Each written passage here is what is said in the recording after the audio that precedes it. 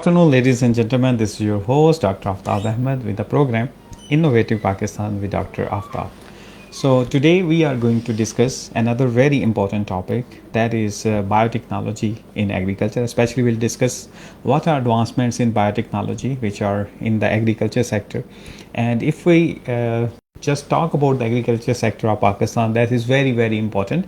Agriculture, as we know, that's the main pillar for Pakistan economy and the working force. As we know that around 23% of our GDP is contributed from the agriculture sector, and also our more than 40% of the working force is in the agriculture sector. So agriculture sector is very, very important. Not only it's a part of GDP, it's a part of a working force, but also it actually give strength to our industry because it provides the raw material to all the major industries, or either is textile industry or other dairy industries and many other industries of Pakistan. So this is very important sector that there is a lot of need to discuss.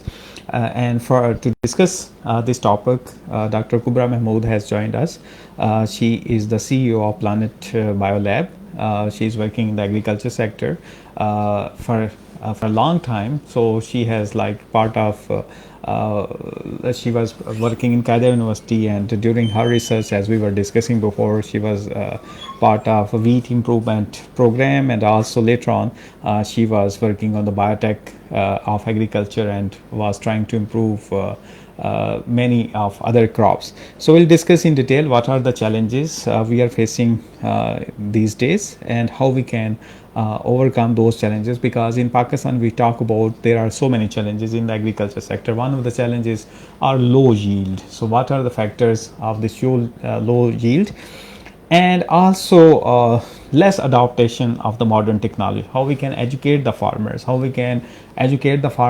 they can go to adopt the modern technologies, how we can incorporate the AI in the agriculture sector. So these are the things that we really wanted to discuss with Dr. Kubra, and we are thankful to her for joining us today in the studio to talk about these important topic.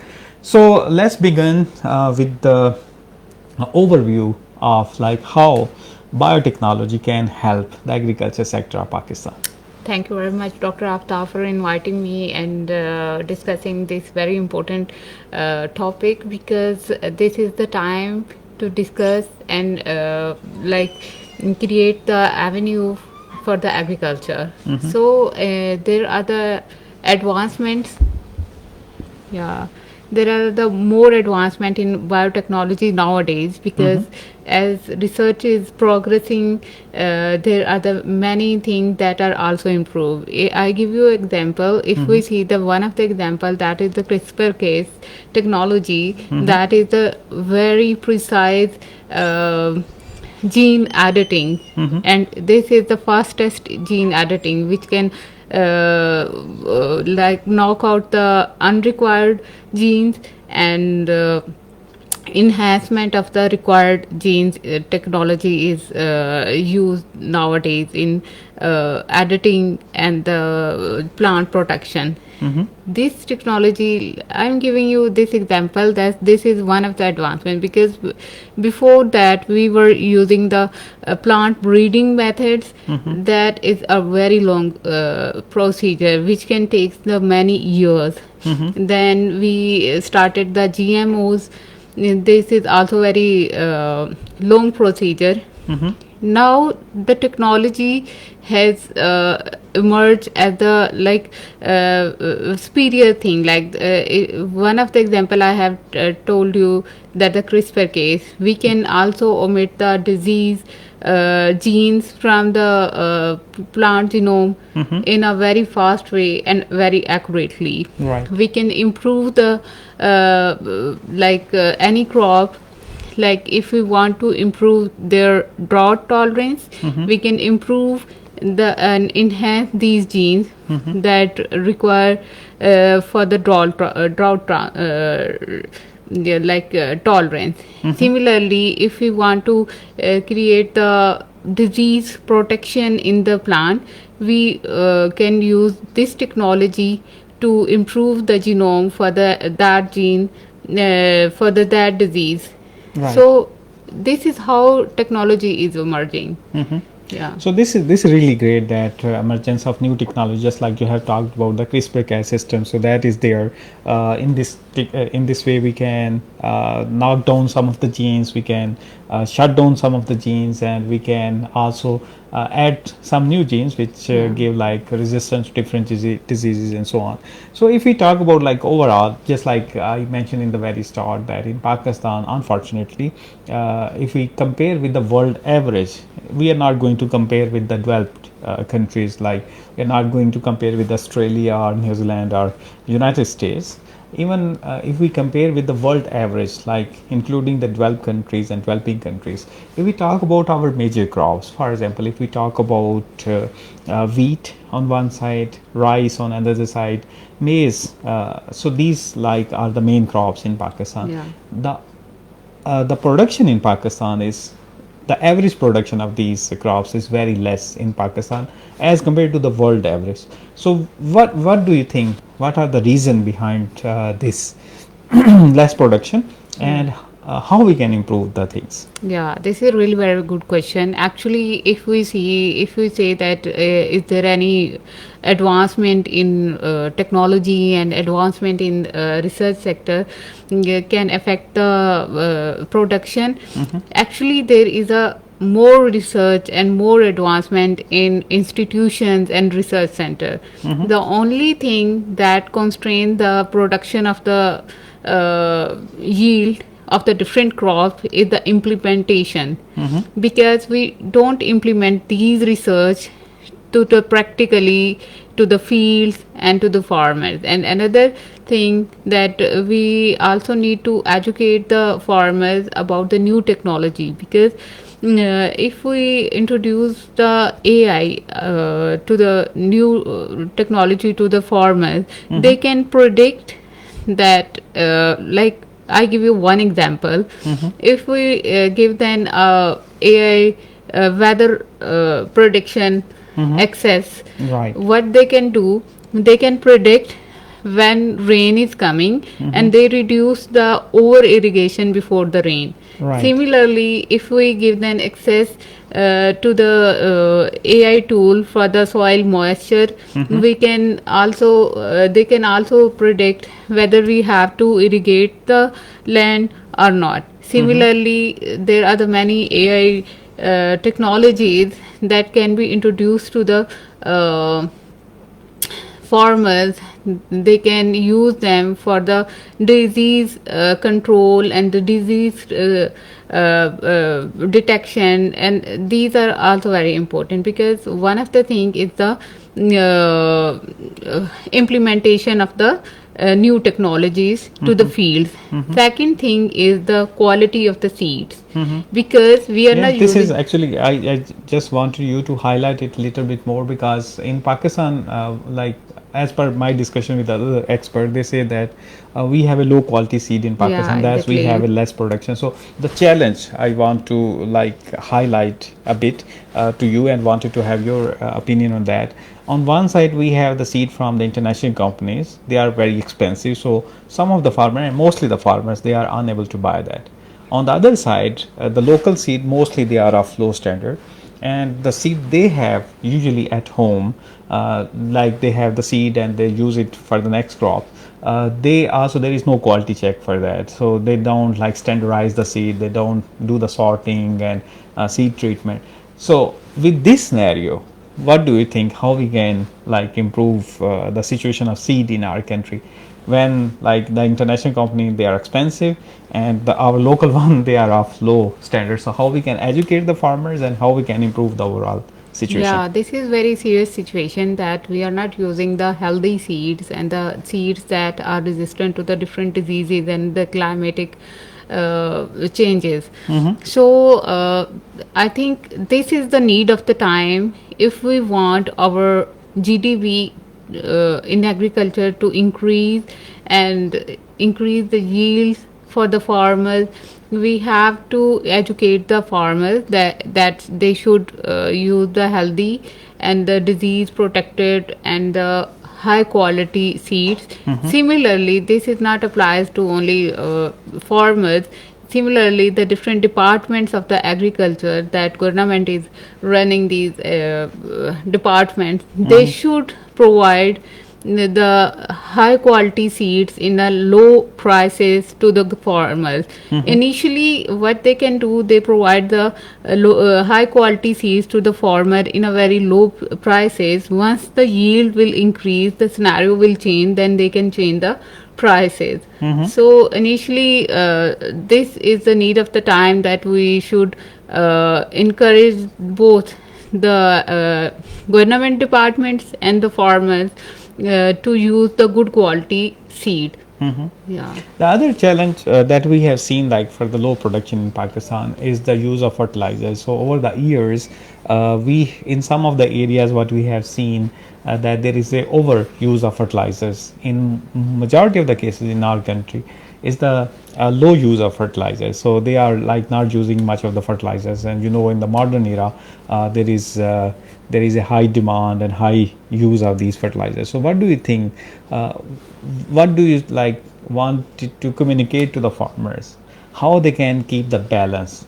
How they can incorporate like soil testing, and how the government can facilitate them, and also about like the biofertilizers. So what is the role of biofertilizers and biotechnology in that? Yeah, actually, one of the dilemma in this scenario is that we think if we induce the more chemical fertilizer, we get the more yield. Actually, this is not the true.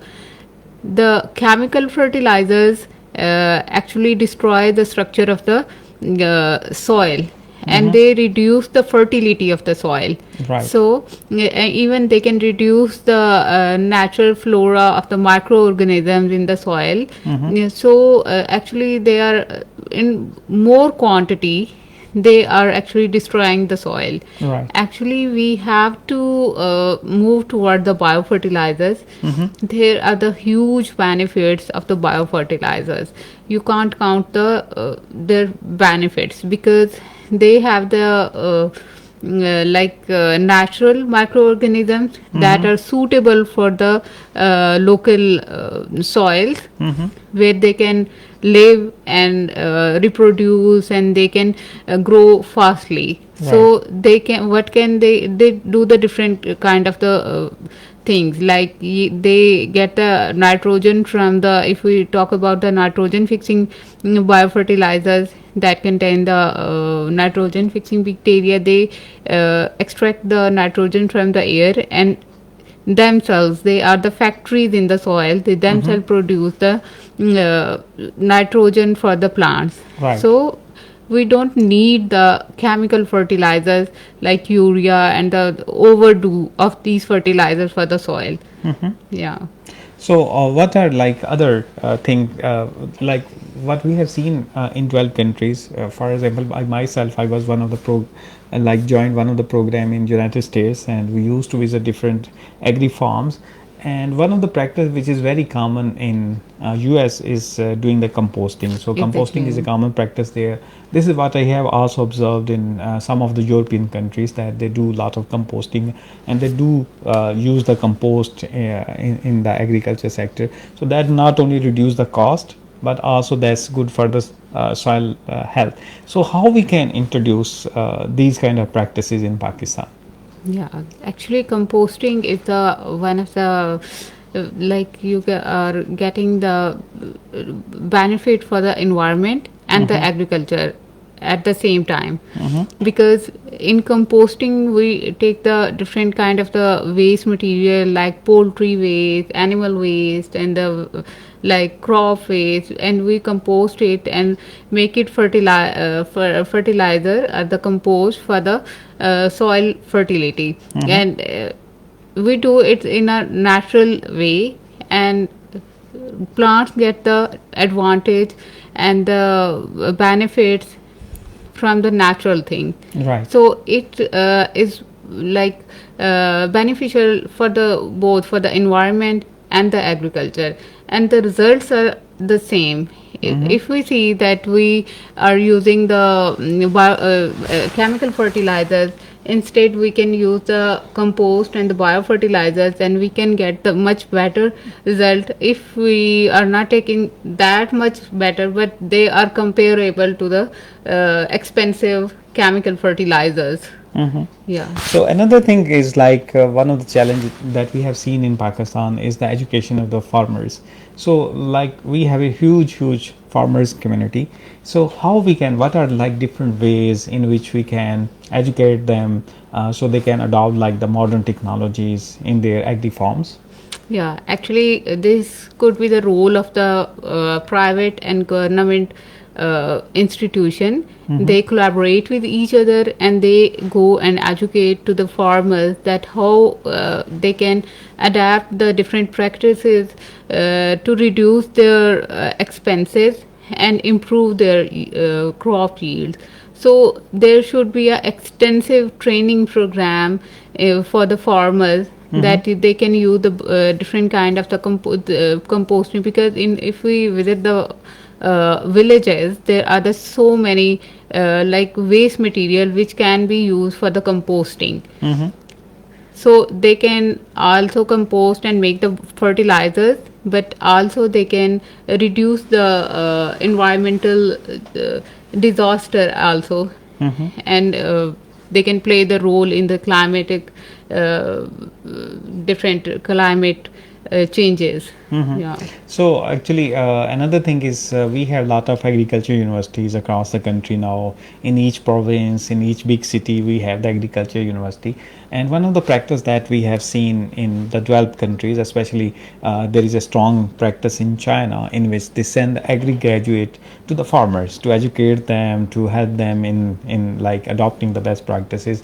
And what we have seen over the years that China has made tremendous progress in agriculture sector. So what do you foresee, and what like is there is a current trend that our agri graduates they are also going, just like now there is a compulsion that the university student they have to do the internship.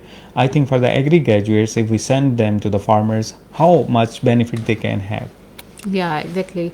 This practice is also doing like introduced in the Pakistan and the different agriculture universities like University Faisalabad Agriculture University. They are sending their graduate because mostly they are belongs to the Punjab side, and they send these graduates in term of internship, that they go to the farmers and they educate them what are the practices they can use to increase the yield, and how they can save their soil, how they can use the different kind of the seeds and the pesticides. This practice has been carried out in Pakistan also, but there is a need that we should more trainings are required for the farmers, because some of the scenario we have seen that many farmers don't practice the things that a little graduate told them. So if there are the different trainings for the farmers, they can get like they can influence them, and like mentally they should accept these changes, that these are the developments are happening in the world and these developments are going in the different countries, so we can increase the yield and increase the productivity in agriculture.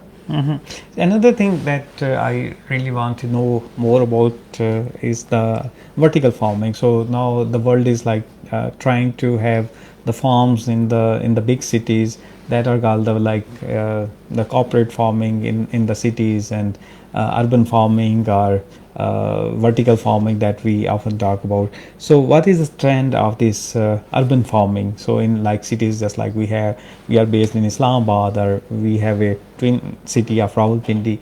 So how we can like is there is a need, first thing is like is there is a need of these urban farming, because the practices there almost in all the developed countries, they have introduced the vertical farming. They have a controlled environment in the cities in which they can grow the vegetables and other crops. So one thing is there is a need in Pakistan. Another thing is how we can introduce these kind of vertical farming, and what is the role of universities, especially the agriculture universities, in that? Yeah, actually, vertical farming is a very progressive way of the agriculture, because in vertical farming we use the hydroponic system, and the different lightning and hydroponic collectively make the agriculture in a next level, because we can if we do the vertical farming, we need the less land, and even the environmental factors don't affect that crop, and we get the more yield in a control environment in a very less time. Right. So vertical farming is actually the future farming, which we can say these are the even we can do the agriculture in urban areas with the help of vertical farming. Actually, this is the need of the time that we should start the vertical farming. Different the agriculture universities and the research institute introduce these and encourage the owners of the farm keepers who do the different farming in an open area.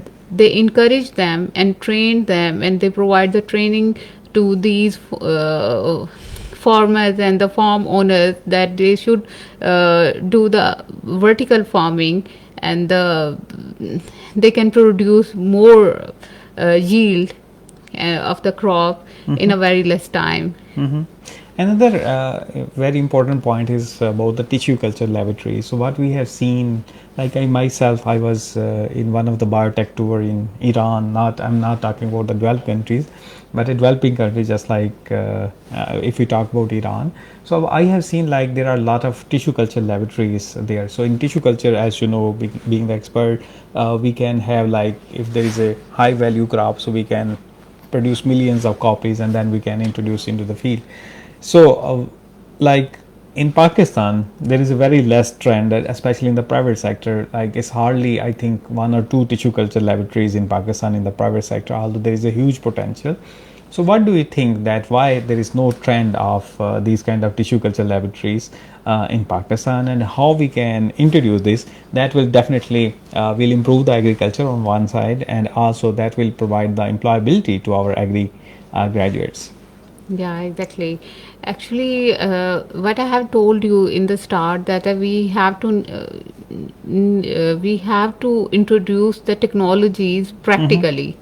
There is a really less trend that we do these experiments. These tissue culture experiment is very common in the universities and laboratories and experiments, but we don't implement these things in a private sector and for the production of the agriculture.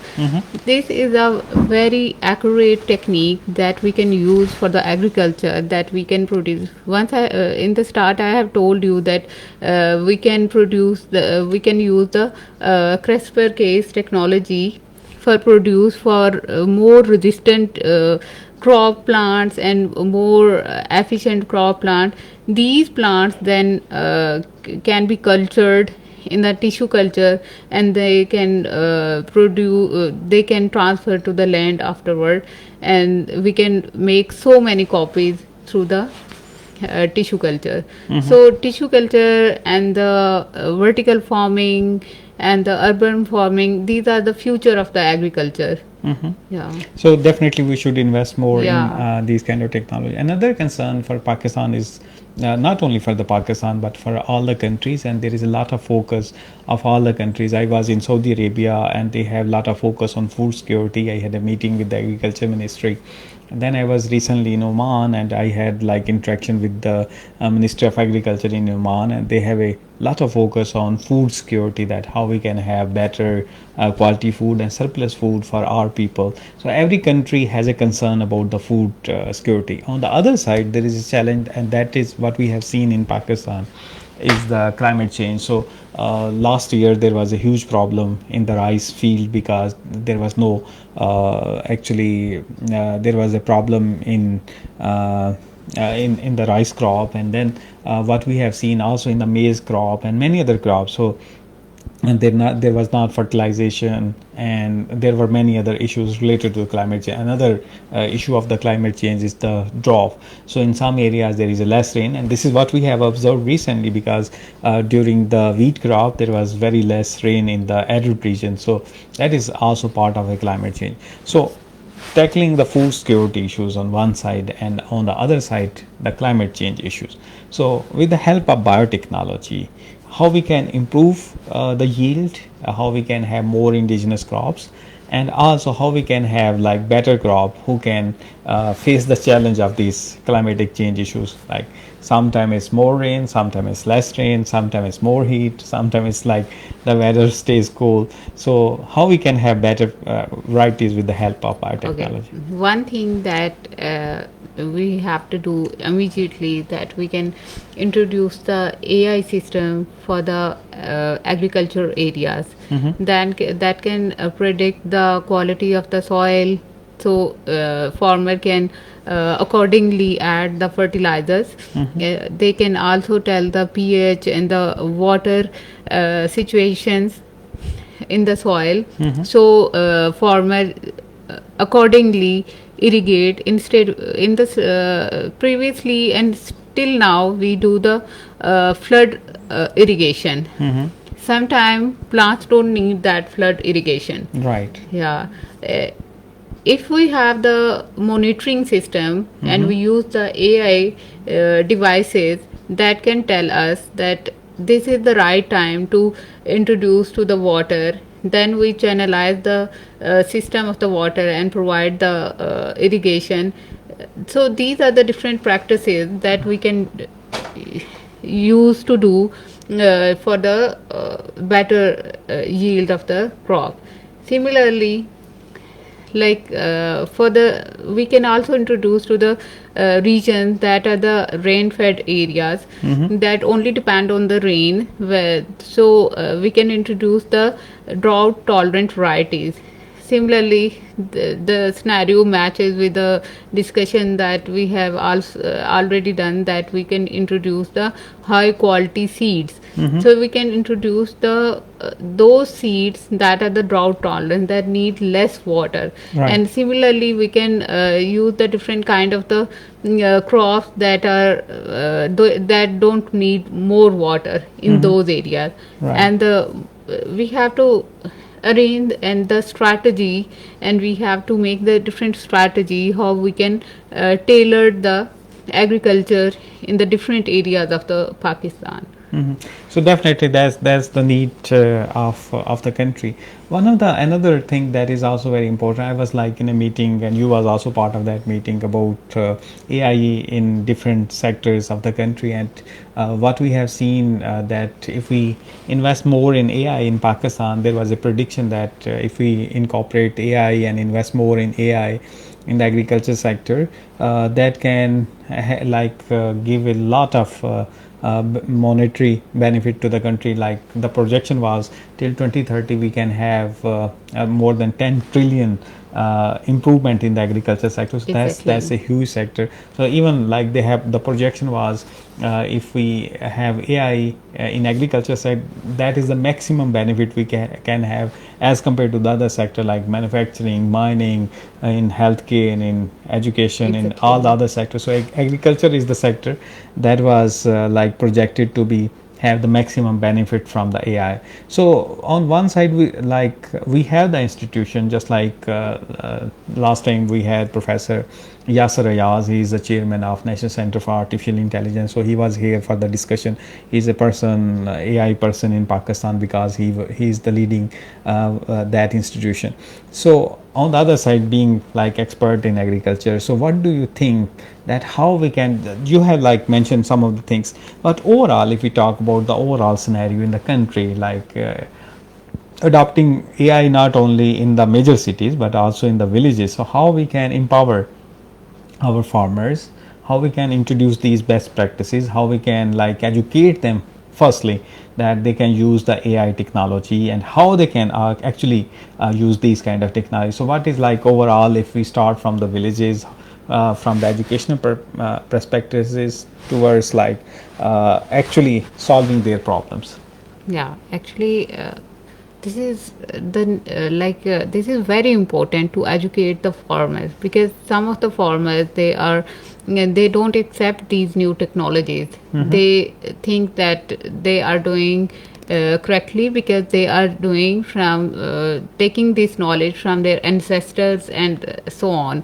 So this is really very important to educate them that how things are changing and what are the need in next 10 years, and how we have to increase the yield and increase the quality of the food to overcome the food security. So this is really very important. Even then, I just talking about the different tools that can be used for the AI tools that can be used for the prediction of the different things. So we have to make these tools so accessible and internet free for the farmers. They can use these things in their mobile phones, because all of the people have their Android phones. So they can use these technologies, like they can check the quality of their soil, and they can get the report in their phone. Similarly, they can predict the weather condition, they can predict the different disease conditions. So these should be accessible for the farmer, and they not only accessible, they should be the user friendly. So in a layman, if a farmer is not educated, he or she can understand through the different visuals and the language that what report is saying, and how we have to adapt a strategy according to this report. So we have to use the AI technology so accessible and reachable and understandable for the farmers. So this is the one thing. And the second thing is that we can also introduce the different robotic, like robotic AI driven robotics that can also use in the different fields. Like I tell you one example, that if we use the robotic weeder, what they can do, they can collect the different weeds by using the AI technology, and they identify that this is the crop and this is the weed. This can reduce the use of pesticides. Similarly, we use the different kind of the drones for spraying of the different pesticides and the fertilizers and whatever. They can efficiently reduce the time and the energy that is required for the farmers. So these technologies are also introduced for the farmers, so they can use it efficiently and increase the yield of the crop production. Okay, so these are, like, I think just like you have mentioned, that there are several ways in which we can use and adopt the technology. Just like you have mentioned, that we can use the sensors, we can use the AI tools to sense the condition of the soil, we can monitor the disease condition, we can even estimate the total yield of that crop, Exactly. and also we can like estimate about like when and how we can use different fertilizers and so on. So that can definitely and it will take, I think, a little time in Pakistan to adopt these technologies, because they are very new to the farmer. But as per the new generation which is coming, so I think they have a mindset of adopting these technologies. Another term which is very much in use these days is the precision agriculture. So what is this precision agriculture, and how it can improve the agriculture in Pakistan?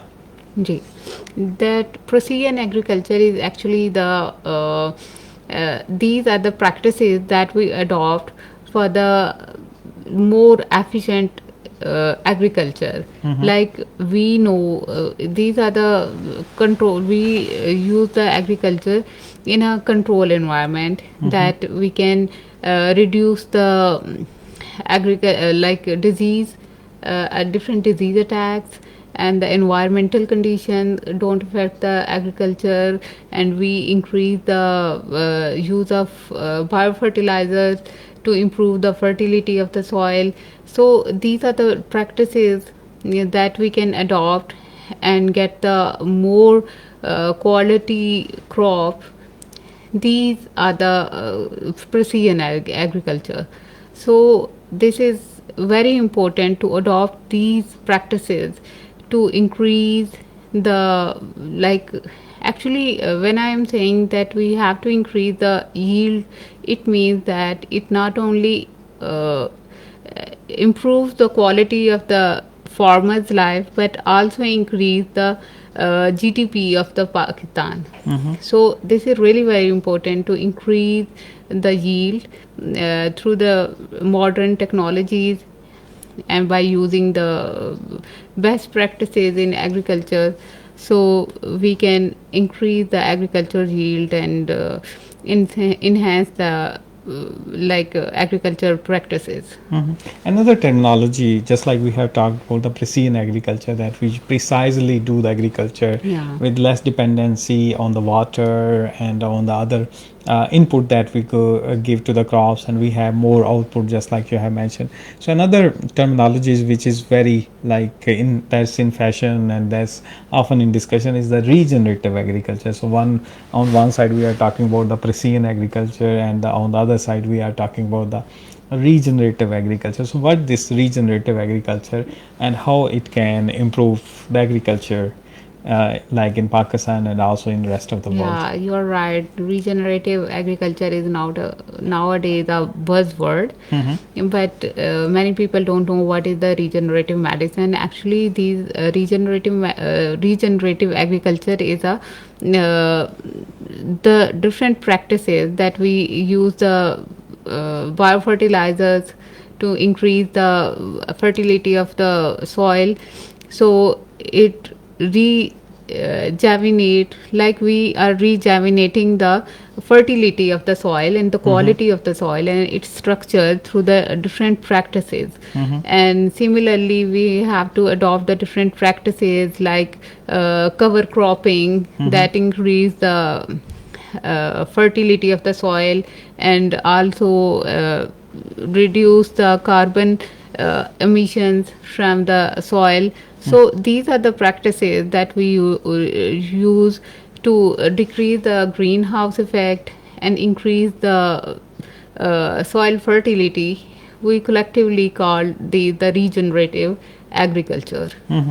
So with this, I think we wrap up the discussion, and this is very important to discuss the agriculture sector of Pakistan, especially the application of biotechnology. And we have the discussion about like how biotechnology can help in the agriculture, just like you have talked about using the advanced technology, just like old technologies was we used to use the breeding, and that's used to take time, and then the genetic manipulation technique that used to take the years. But now we have the advanced technology, just like we have the CRISPR-Cas system that can improve our crops, and we can make them disease resistance, we can make them insect resistance, and we can definitely improve the yield overall. We can make, if there is iron deficiency, we can improve the iron concentration in the crops. If there is some vitamin deficiency, so we can use like those crops which have a more of those vitamins. So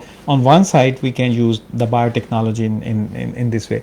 On the other side we have a discussion that AI can definitely help to improve the agriculture, just like you have given examples that AI can be very beneficial for the farmers because they can use it in a number of ways, just like they can use to improve the soil quality, they can improve the crops and their yield, and it is very beneficial for the farmer. But the only challenge that you have mentioned is like how we can adopt these technology.